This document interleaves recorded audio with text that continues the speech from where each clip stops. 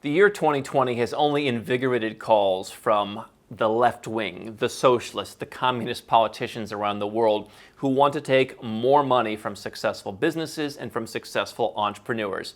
And while there are so many new taxes that are being discussed, from wealth taxes to new estate taxes to higher millionaire taxes and levies and all kinds of new things, there's an extra tax that you might not have heard as much about. I'm going to share this new tax on anyone who dares to be profitable right now.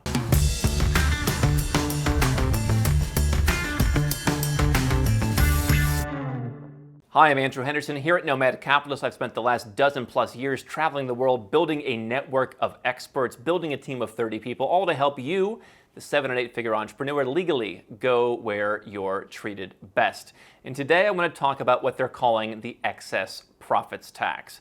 This is the latest tool in the tool chest of mostly Western governments where success is demonized, profitability is demonized. And you've probably seen this tax. You might not have noticed it in some of the headlines, some of the articles around what's been happening in the last year or so, as some companies have done very well and others have not done very well. Now, this is not an attack from me on companies that have done very well, because it's been very sad to watch restaurants and shops and all kinds of on-the-ground businesses be shut down, and many are going to go out of business, and you're going to see economies in many of these Western countries crumble, and many countries around the world, quite frankly. But you've seen the West do perhaps the worst at this, where they cry crocodile tears for people whose businesses are going under through their own government actions, and anyone who manages to succeed because they had a business that delivered value, perhaps delivering food, delivering products to your door during the middle of a pandemic, offering some kind of service that worked in this reality that has now been created.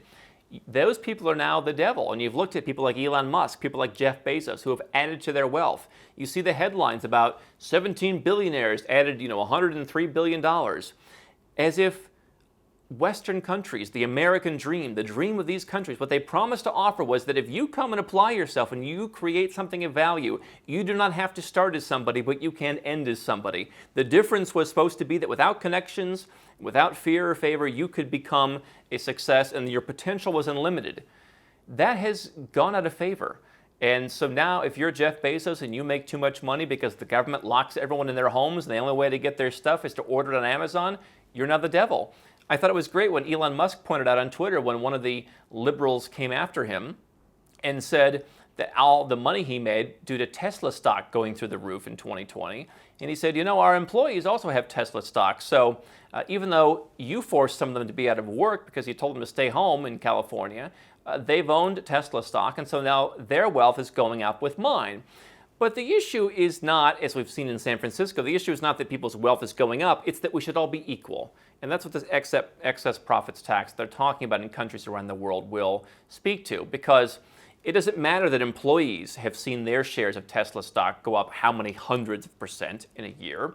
What matters is that Elon Musk has too much. You've seen that in the San Francisco that I mentioned, where they're saying if the CEO of executives make too much more money than the average worker, there's going to be a tax that San Francisco will apply. Call it a wealth tax on your business, because the issue is that you shouldn't be too much more wealthy than anybody else. Even if a rising tide lifts all boats, it's not good enough that some boats rise faster than others. And so what are we seeing? In Canada, talks of an excess wealth tax now in favor by almost 2/3 of Canadians. More Canadians do favor a wealth tax on the wealthiest Canadians, but almost as many favor an excess profits tax. If a business makes too much, if a business has too much profitability, the vast majority now of Canadians want that business to be taxed. There is now a time when your business makes too much money, beyond just corporate tax rates, beyond any kind of progressive tax rate. They want to slap an extra tax, an extra levy on businesses. In Scotland, members of the Scottish Parliament, mainly from the SNP, would rather than freeze government spending, impose what they call a windfall profits tax. They have created a situation now where it's very difficult for people to go out, very difficult for businesses that are on the ground to be open. And so businesses that are operating digitally are doing very well. But that's not good for the government in Scotland. They want a windfall profits tax to be applied. In England, there are now think tanks closely connected to the government that are advising to tax excess profits of people like supermarkets and e-commerce who have benefited, as if a supermarket, what have they done, right? Their margins are so low. People have always had to eat food, but I guess since they have nowhere else to go now, people go to the supermarket. I can tell you, I think Malaysia treated me pretty well. We had 6 weeks that we spent inside, and thereafter things opened up, and we were able to go out and live relatively pretty normal lives.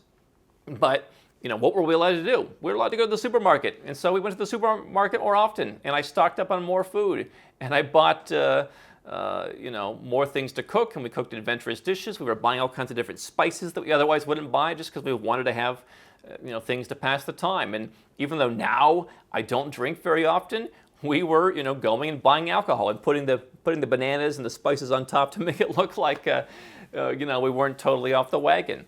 And so I think a lot of people did that, and supermarkets made more money, but is it supermarkets' fault?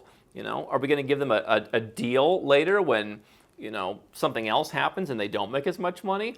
This is just merely being angry at companies that have done well, in many cases through no fault of their own. Yet also in Australia, a think tank suggests that they may have to change the tax code to tax excess profits because, even for some small business owners they've surveyed, small business owners feel jealous that larger businesses are doing well. And so I understand that some businesses in some countries have a cronyist kind of advantage, and that's not right. We want to have a fair playing field where anyone can compete.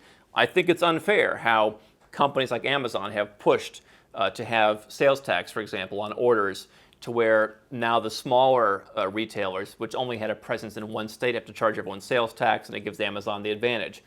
That's not fair, and that kind of lobbying is not fair, and we should be pushing to get away with that, or to do away with that. But I don't understand why these companies have to be taxed, and here's what I know about taxes. They start off at one level, and then they come down and down and down. And so eventually it'll come to the point where someone like myself, who runs a business that has done incredibly well this year, as people look at the election, they look at their lack of freedom, and they're hit in the face with the fact that many Western countries, the veneer has worn off. What we've been talking about for years, people are now seeing it, and they're looking for a plan B. They know taxes are going to go up. They want to get their tax plan in order now so that they're ready for it. They get a jump on it, and so we've done well. How long before these things factor down to me? Because I can tell you, when you look at some of the tax reforms in countries like the U.S., sometimes they put these rules in place and they put Amazon as the poster child. But then the actual law, when written, applies to every company who meets certain criteria. You have companies in the United States that when tax reform happened, they were in the UK paying plenty of taxes. They were in Australia paying plenty of taxes in the country they operate. But when the U.S. extraterritorial tax change happened, you saw these people have to take out money from their companies on such unfavorable terms to pay an additional tax to the U.S. that was designed to target Apple, that was designed to target Facebook, that was designed to target the big companies. But it was so poorly written that it went on to apply to pretty much anybody with a business that was operating overseas, including if you were operating overseas in a country paying plenty of tax. Not if you're necessarily even a nomad capitalist where you were paying very little, if any, tax. But if you were sitting in a high-tax country, they still got you because it was so badly worded. And so this is what politicians do. They come in, they hold up Jeff Bezos or Elon Musk or Apple or whatever else as the poster child, as the example. And then they write legislation that affects a lot more than just those people, potentially even you. And so with so many people hurting, what is the definition of a business with excess profits? I remember growing up, my father said, he said, for many people, if you make $50,000 and the guy next door makes $60,000 a year, he's rich and you don't like him for that. You think he should be punished. It's always someone else who should pay more taxes. And it's easy to say excess profits. And while, I legitimately feel very badly, and I've actually, contributed in the countries where I live to things like food banks in Malaysia and in Georgia to, help people who are out of work through no fault of their own. I feel badly for that. I think they didn't want to be out of work. I think it was factors outside of their control, and the government didn't help that. But as much as I feel badly for them and as much as I did contribute to make sure people were fed, the fact is we can't take a bigger pool of people who are miserable to target people who have been successful because they've created value in capitalistic societies. But that's what the government wants to do, and they will have a bigger political capital from the people to now go out and push these things. They literally do not stop running out of extra taxes. And what I'm happy to hear is that in most of the places where I'm spending my time, I don't read this in the newspaper, because where I'm spending my time, governments have to scratch and claw to get businesses to come to them. They are not resting on their laurels. They are not living off of the fumes of a brand name that has been diminished and scratched and has lost its veneer. But they are actively looking to bring people to them. And they realize if they start pissing everyone off, that the companies they work so hard to bring are going to leave. That is why I think the nomad capitalist lifestyle of moving your business, moving yourself, more important than ever before, because the peace of mind I've talked about from being out of that system for good really means that whatever they dream up tomorrow shouldn't affect me. You can do the same thing for you. Just another tax that you have to now deal with. How can Nomad Capitalist help you?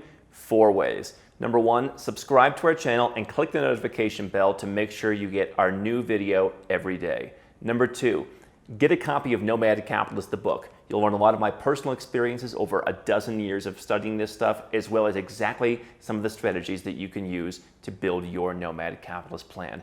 Number 3, if you're not sure where to start, but you want to come and learn from my team and I, you want to come and mingle with like-minded people, learn more about our live conference, Nomad Capitalist Live. It's coming up soon. And number 4, if you want some help right now because you've got a burning issue, you need something solved, you want to lower your taxes, get a second passport, or build the Nomad Capitalist lifestyle of your dreams, go to nomadcapitalist.com and click on Become a Client.